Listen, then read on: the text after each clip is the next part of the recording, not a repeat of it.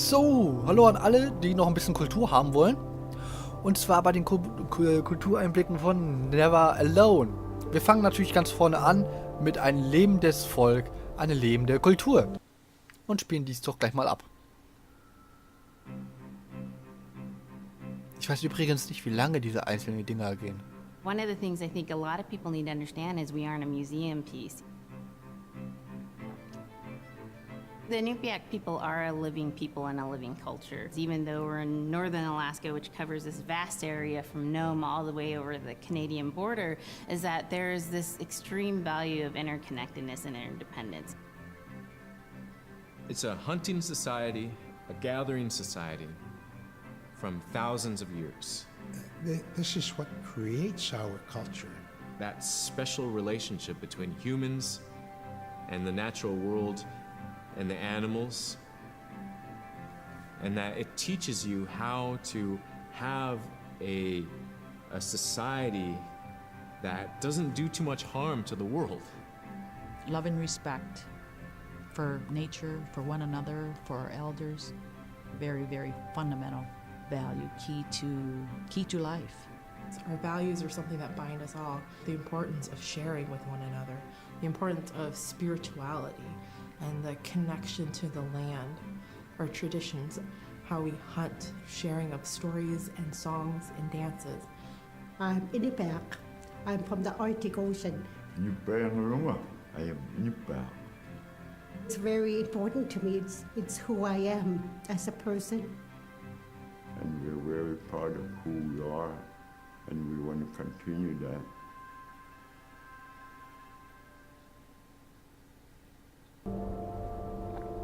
Klingt auf jeden Fall recht interessant, muss ich zugeben.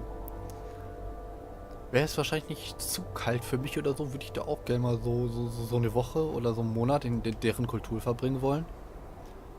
Einfach mal wirklich zu sehen, wie es ist. Ne? Und ich habe ja mal bei diesem Eulenmann gesagt, oder so, dass er anscheinend falsch rumtrommelt. Das haben die da jetzt auch nochmal gemacht. Ich kenne dieses Instrument nicht wirklich, aber es war anscheinend doch richtig. Ich möchte gerne eine Geschichte hören. Wäre der zweite Kultureinblick.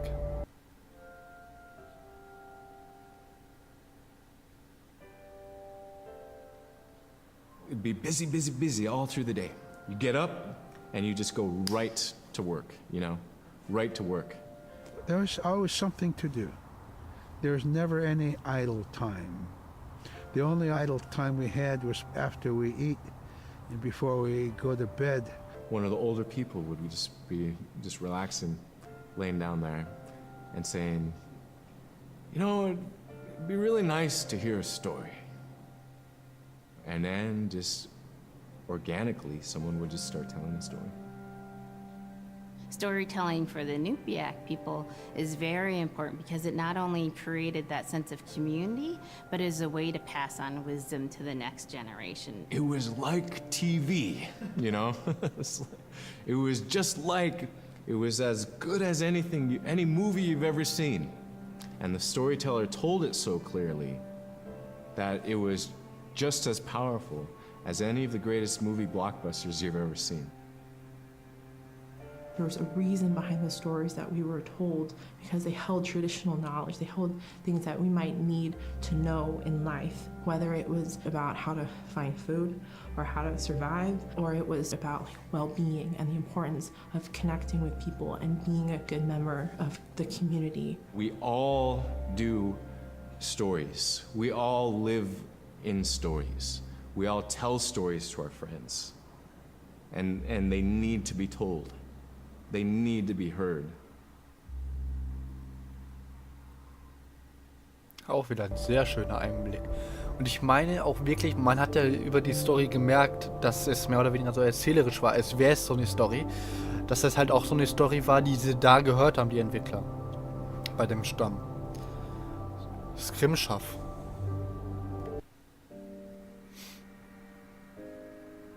So scrimshaw is this really beautiful method of art that's done either on baleen or ivory, and traditionally it was used to tell stories.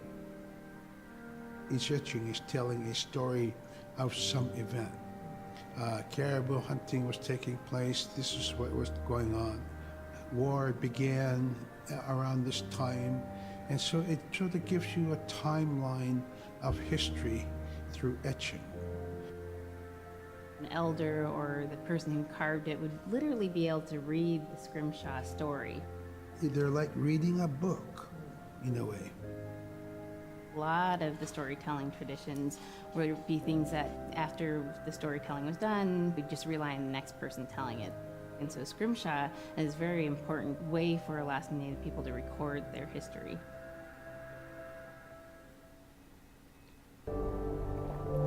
Okay, das ist also, ja, so eine Art Kunst und Schrift mehr oder weniger gleichzeitig, weil sie dadurch ja wirklich auch Geschehnisse und Ereignisse einfach dokumentiert haben. Okay, der Polarfuchs.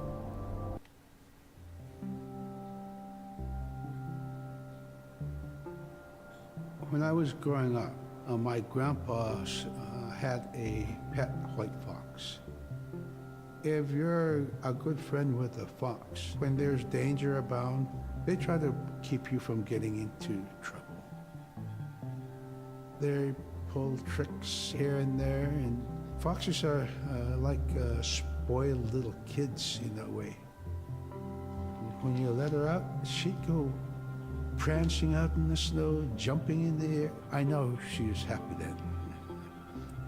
Come running at me and jump on my chest, knock me backwards, lick my face, and I try not to let her.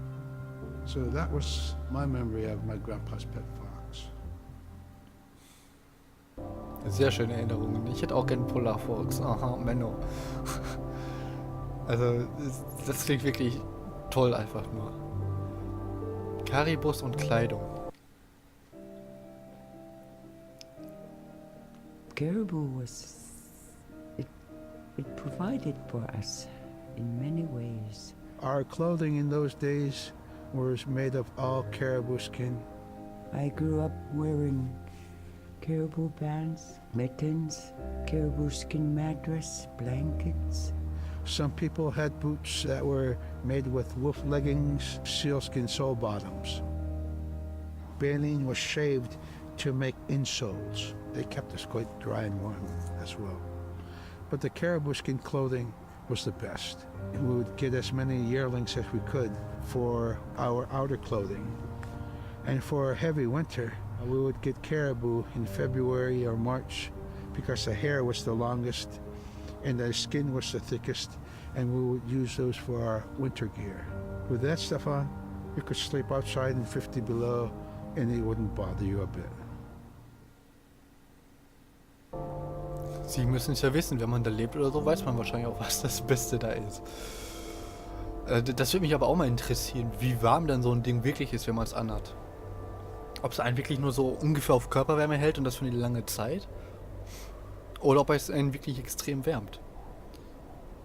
Okay, ich weiß nicht, wie man das ausspricht. Ich hätte jetzt Silja gesagt oder so, aber ich weiß es nicht. Hat eine Seele. Das ist wahrscheinlich das Gebiet, die Region. Sila. Sila is the weather. It also means the atmosphere. Here's the Nuna, or the land. And it's anything from the land into the moon, the sun, the stars. That's Sila. It's a very spiritual, and we have a relationship with Sila. Sila has a soul in the same way we do as people, in the same way animals do. I think spirit helpers in and of themselves are really about how we're connected with things. And so it may be that there's a spirit helper that shows themselves as a bird to show you the way home, or it may be a spirit helper that actually decides to show themselves with the face and body of a man instead of their animal form. And so I think one of the things that's hard to understand is that it's not one way of seeing things, it's one way of knowing you're connected to everything. We've always had that spirituality of everything around us. It's the interaction you have with the air you breathe, the ocean that you gather resources from, the rivers from which you gather fish, the tundra from which you pick berries, the animals that give themselves. It's all of that.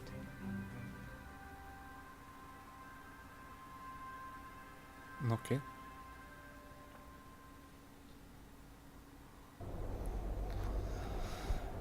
Der Weg der Fallensteller.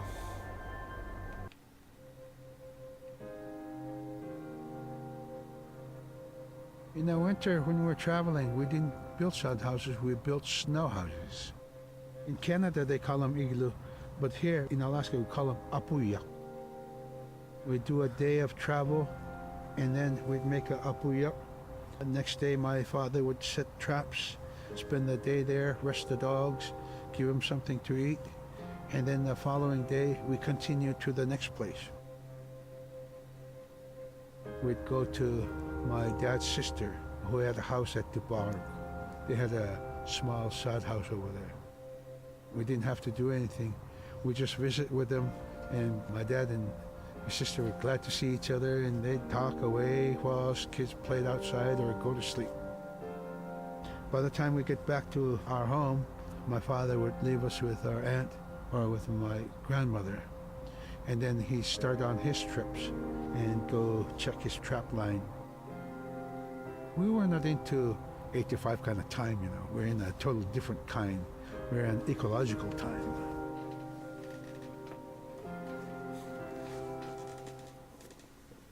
Okay. Es ist es. Der Herzschlag der Gemeinschaft. Die Drum Geschichte is der something Trommel. that's common to all cultures in Alaska. All cultures have a drum that may have some stylistic differences or differences in the materials that it's made, but it's still a recognition of life and vitality. And the drum mirrors the heartbeat. And when you continue drumming soon, it will be in line with your heartbeat. Because that's what it's supposed to be, the heartbeat of the community, and it symbolizes vitality. And it's the most tremendous feeling to be in a room and to have one long row of all the drummers and to have that feeling of unity and everyone beating in harmony, the drum beat in unison. It's the most beautiful feeling. And to know that you're connected, you're on the land that you are connected to. And even if you grew up outside the community, that which is in you comes from this area. And it's the greatest feeling.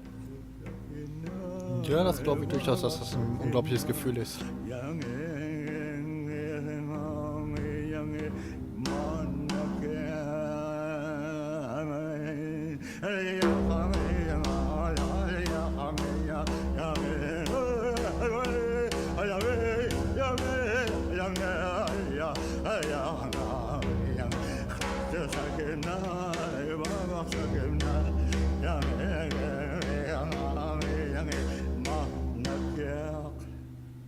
Man, I went at it and look what happens.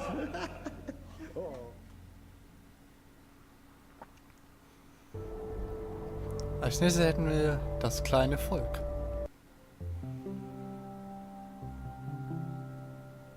They're just like other people. They just happen to be very small and extremely strong. These are stories that are common throughout Alaska. It's normally that people are, size from your elbow to the tips of your fingers, and they possess superhuman strength. So they may be tiny, but they can carry a whole caribou. And if you go up north and you talk to a number of the people in the community, they'll talk about having seen the little people. There's a place at home that we know, but we don't profess it to anybody. But it's not like the boogeyman. They can be mischievous, they can be ornery, or they can be helpers. And every now and then, we might have the opportunity to see them, especially if they want us to see them. The fact that it's across Alaska really tells you something about our history and how we interacted with nature around us. Klang für mich persönlich jetzt ein bisschen nach Bigfoot. Bola.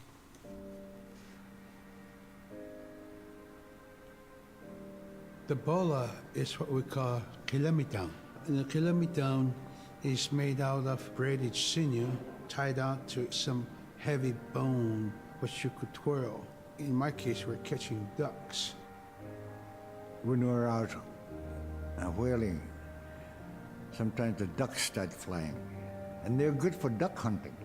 You know, if you're a whaling crew, you can't make too much noise. So you can't use a shotgun for getting some duck soup handy, you know.